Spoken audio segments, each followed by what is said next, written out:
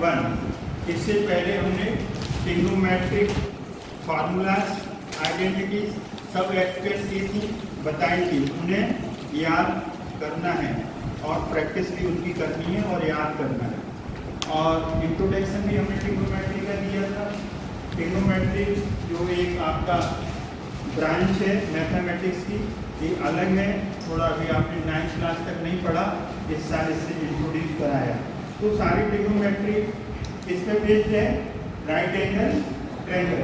तो right angle triangle पे based है और खास करके उनकी हम कैलकुलेशन करते हैं। तो इसमें क्या निकालेंगे, साइड्स भी कभी निकालनी पड़ेगी, कभी एंगल्स निकालने पड़ेंगे। तो इसके लिए हमने टेबल आपको बताई थी, फार्मूलाज बताए थे, आइडेंटिटीज बताई थी। अब हम एक्सरसाइज 8.1 पढ़ने जा रहे हैं। तो इसमें क्या है, inner triangle ABC, right angle at B. Right angle कहाँ पर है, बी पर, तो राइट एंगल बी पर ही लेना पड़ेगा। बी तो फिक्स हो गया, ये राइट एंगल है तो बी यहाँ फिक्स हो गया। तो अब ए यहाँ ले लो, सी यहाँ ले लो, join A C, A B 24 centimetre, B C 7 centimetre. Determine find out करना है। क्या फाइंड करना है, sine A into cos A, और दूसरा क्या फाइंड करना है, sine C into cos C. कल हमने आपको एक्सप्लेन किया था, यहाँ साइन को एंगल ए के साथ कंसीडर किया जा रहा है, यहाँ कॉस को एंगल ए के साथ कंसीडर किया जा रहा है, यहाँ साइन को एंगल सी के साथ कंसीडर किया जा रहा है, यहाँ कॉस को एंगल सी के साथ कंसीडर किया जा रहा है। तो एंगल का फोकस करना जरूरी है, किस एंगल को ले रहे हैं। फर्स्ट पार्ट में एंगल ए को कंसीडर किया जाएगा, सेकंड पार्ट में एंगल सी को कंसीडर किया जाएगा। जब in a right angle triangle you have base and perpendicular, but unknown क्या है इसमें, unknown क्या है इसमें, हाइपोटेन्यूज। हाइपोटेन्यूज आपका unknown है, इसको हमें कैलकुलेट करना है। तो कैसे कैलकुलेट करेंगे, पाइथागोरस थ्योरम। पाइथागोरस एक मैथमेटिशियन थे, उन्होंने एक राइट एंगल ट्रायंगल के लिए थ्योरम दी। उन्होंने क्या कहा, उन्होंने कहा x square is equal to p square plus v square. ये है Pythagoras theorem. It means square of hypotenuse is equal to sum of the squares of perpendicular and base. In this triangle hypotenuse क्या है, जल्दी बोलो, AC square हो जाएगा। Perpendicular क्या है, BC। बेस क्या है, AB। हाइपोटेन्यूज AC का square is equal to perpendicular BC का स्क्वायर, AB का स्क्वायर। AC स्क्वायर, BC कितना है, जल्दी बोलो, 7 स्क्वायर। AB कितना है, 24 square. AC square, what is the square of 7? 49। 7 into 7 49। 24 into 24 576। 576। 576।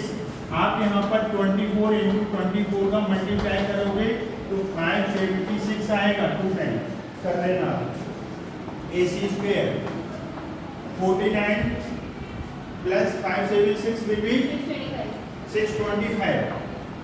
625 जहाँ निकले तो वहाँ पर फोकस होना चाहिए। 625। अब 625 किसका स्क्वायर है, 25। हैं 25। 25 का। AC square is equal to 25 square, taking square root both the sides, square square cancel हो जाएगा, AC is equal to 25 centimeter. This is your hypotenuse. We have calculated AC. AC is the hypotenuse. ये मिल गया, पहले आप समझिए उसके बाद note करेंगे। तो ये आ गया आपका AC। अब यहाँ से क्या है, यहाँ से ऐसे भी कैलकुलेट कर सकते हो। AC स्क्वायर कितना है 625, स्क्वायर हटाएंगे तो इधर स्क्वायर रूट का साइन आ जाएगा। अब हम इसके प्राइम फैक्टर्स भी कर सकते हैं, तो कितना आएगा 5 × 5 × 5 × 5। जब हम 625 को प्राइम फैक्टर्स करेंगे तो 5 × 5 × 5 पेयर बाहर, 5 का पेयर बाहर आएगा, 5 × 5।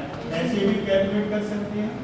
वैसे आपको 30 तक स्क्वायर याद होना चाहिए, हम आपसे पूछेंगे भी 30 तक स्क्वायर कैसे स्क्वायर। देखिए 1 का स्क्वायर क्या आएगा 1, 2 का स्क्वायर 4, 3 का स्क्वायर 9, 3 × 3 9, 4 का स्क्वायर 16, 4 × 4 16, 5 का स्क्वायर 5 × 5, सो ऑन टिल कहाँ तक मिनिमम। इतना तो आप लर्न होना चाहिए। ये लर्न होने से क्या होगा, मैथमेटिक्स की कैलकुलेशन इजी हो जाएगी। आगे जैसे 6 का square 36, square of 7 49, square of 8 64, ये याद रखना चाहिए। अब हम मैथ पार्ट पे चलते हैं। चाहो तो वैल्यूज अलग अलग निकाल लो या यहीं पर निकाल लो। तो साइन ए फर्स्ट पार्ट के लिए साइन ए, कल हमने आपको पढ़ाया था ट्रिग्नोमेट्रिक रेशो। साइन ए क्या होगा perpendicular upon hypotenuse, P/H, perpendicular upon hypotenuse, जब साइन ए ले रहे हैं इसको पकड़ लीजिए, अंगुली रख लीजिए, तो जिस एंगल को कंसीडर कर रहे हैं उसकी एडजेसेंट साइड को क्या बोलते हैं बेस, और अपोजिट को क्या बोलते हैं perpendicular, परपेंडिकुलर। तो परपेंडिकुलर कितना होगा 7, परपेंडिकुलर वैसे है क्या BC, और बेस कितना है AB। BC की वैल्यू कितनी है 7, AB की वैल्यू 24। अब सेकंड हमें क्या चाहिए excuse me sir, cos A, sir cos hypotenuse, A B/L। sir hypotenuse AC होगी, सर ऐसी होगी हाँ, यहाँ पर एक गलती हो रही है, इसे मिटा दो। हाइपोटेन्यूज AC है, तो you will take here AC is 25 आ गया। अब cos A, students trigonometric exercise 8.1 question number second, ये आपको हम सॉल्व कराएंगे। इससे पहले हमने फर्स्ट वीडियो में introduction of trigonometry, introduction to trigonometry, ये हमने आपको कराया पढ़ाया है, जिसमें क्या थी ट्रिग्नोमेट्रिक रेशोस थे, ट्रिग्नोमेट्रिक टेबल्स और उनकी वैल्यू, ये सब हमने। तो उसी बेस पे बेस्ड है question number second, triangle PQR। Triangle क्या है PQR, Q पर क्या है राइट एंगल, राइट एंगल कहाँ पर है Q पर। PQ कितना गिवन है 12 सेंटीमीटर, और साथ में इसमें क्या दिया हुआ है PR, क्या दिया है PR दिया 30 सेंटीमीटर। PR हो गया हाइपोटेन्यूज और PQ हो गया परपेंडिकुलर, QR हमें निकालना है। तो हम अच्छी तरीके से जानते हैं, क्या लगाएंगे इसमें पाइथागोरस थ्योरम। तो पाइथागोरस थ्योरम क्या होती है H square is equal to B square plus D square. Square of hypotenuse is equal to square of perpendicular plus square of base. तो यहाँ पर परपेंडिकुलर का काम कौन कर रहा है हाइपोटेन्यूज कौन है? PR। परपेंडिकुलर कौन है? PQ। तो PR square equal to PT square plus QR। Hypotenuse PR, perpendicular PQ, base QR square है। PR की वैल्यू कितनी है फिगर के अंदर? 13 पुट करो। PQ की वैल्यू कितनी है फिगर के अंदर? 12 पुट करो plus QR square. QR is unknown. QR क्या है? अननोन। हम उससे पहले फाइंड आउट करें। तो 13 स्क्वायर ये तो जानते हो 13 square of 13 into 13 169। Similarly square of 12 into 12 130। हमने कई बार आपको कहते हैं कि स्क्वायर्स लर्न होने चाहिए मिनिमम 1 to 30।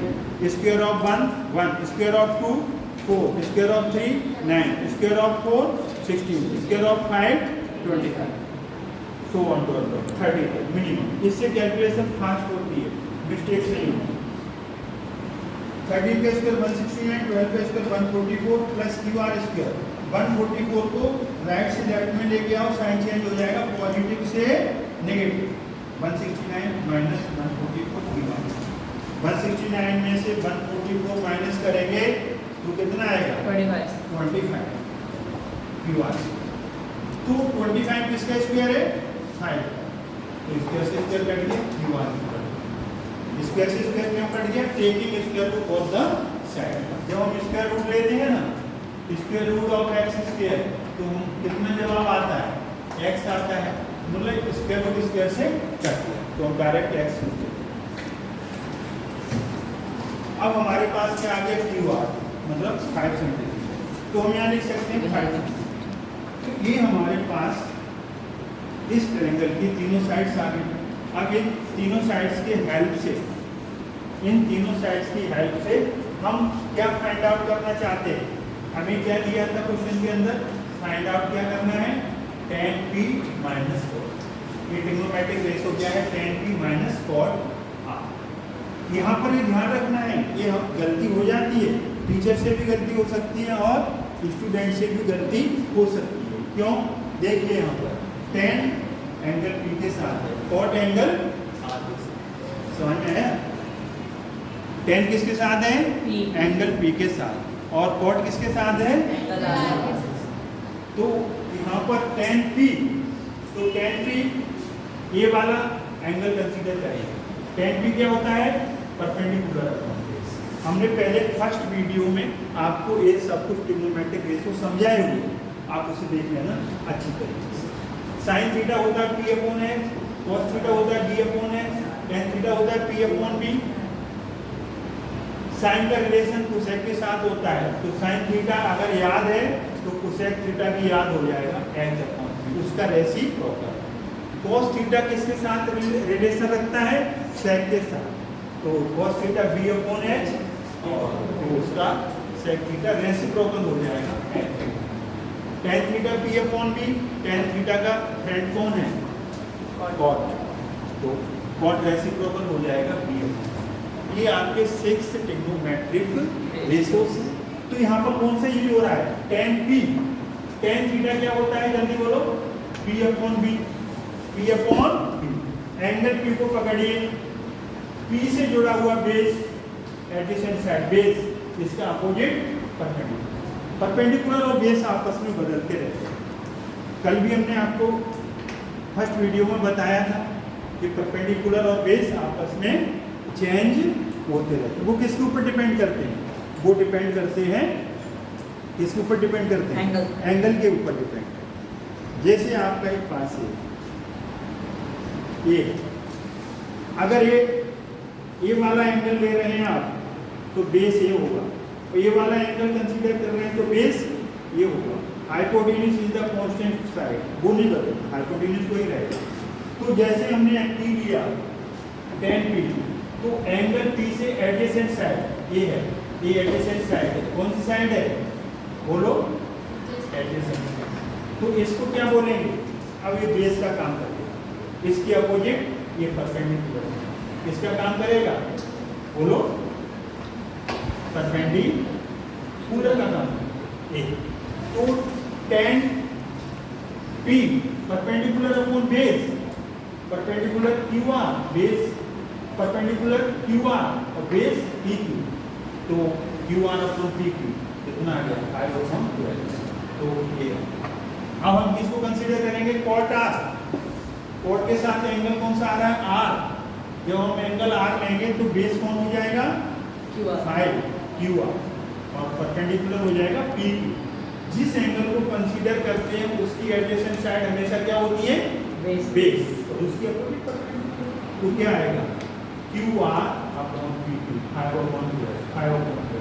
जरा ध्यान से सोचिए आप, दोनों की वैल्यू कैसी है, सेम है। सेम वैल्यू को सेम वैल्यू से माइनस करेंगे, आंसर सेम वैल्यू में से माइनस होगी, आंसर जैसे 2 - 2 बोलो 0, 3/2 - 3/2 0। अब हम tan P की वैल्यू लिख दो 5/12, cot R की वैल्यू 5/12। 12 और 12 का एलसीएम कितना आएगा, 12।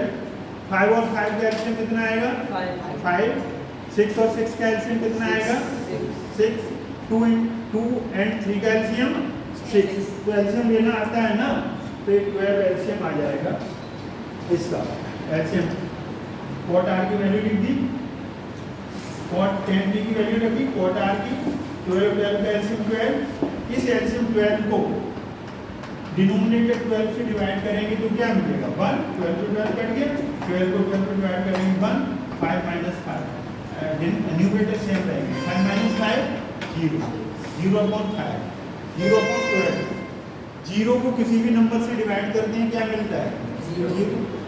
If you will divide 0 by any number you will get always 0। चाहे आप दिल्ली में देखो, चाहे आप कोलकाता में देखो, कहीं भी देखिए वैल्यू वही रहेगी, ठीक है ना। तो ये आपका क्वेश्चन सेकंड का आंसर होगा, स्क्रीनशॉट ले सकते हो, इसे नोट